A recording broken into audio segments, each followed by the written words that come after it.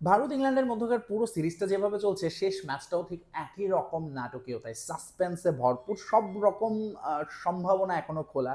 টেস্টের চতুর্থ দিন শেষ, পঞ্চম দিনে অ্যাকচুয়ালি তিনটা রেজাল্টই পসিবল।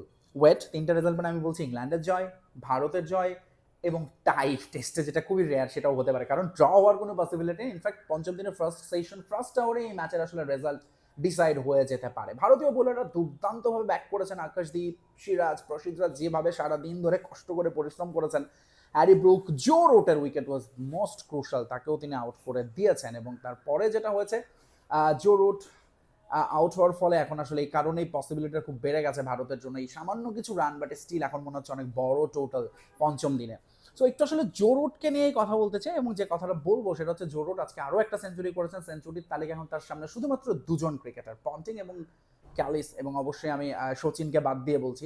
রানের বিচারে শুধুমাত্র সচিন সামনে। তবে জো রুট যে গতিতে এগুচ্ছেন তাতে আসলে এই সেঞ্চুরি দুটোকে তো পেছনে ফেলবেনই, সেঞ্চুরি সংখ্যা, রানের দিক থেকেও যেন মনে হয় তিনি প্রবাবলি সচিনকেও ধরে ফেলতে তার খুব বেশি সময় লাগবে না। কারণ দ্য ফ্যাক্ট ইজ সচিনের সঙ্গে তার রানের পার্থক্য এখন মাত্র ২৫০০ রানের মতো। আর সেঞ্চুরির দিক থেকে তার সামনে শুধু ৪১ এবং ৪৫টা সেঞ্চুরি করে আছেন ক্যালিস এবং পন্টিং।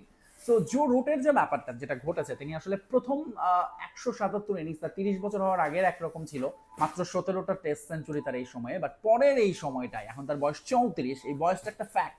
কারণ ফ্যাবুলাস 4-এ যে সময়টা আমরা দেখেছি সেখানে আসলে জো রুট এইভাবে এগিয়ে গেছেন যে ৩০ বছর হওয়ার পরের ১০০রও কম ইনিংসে তিনি আরও প্রায় ২২টা সেঞ্চুরি করে বসেছেন।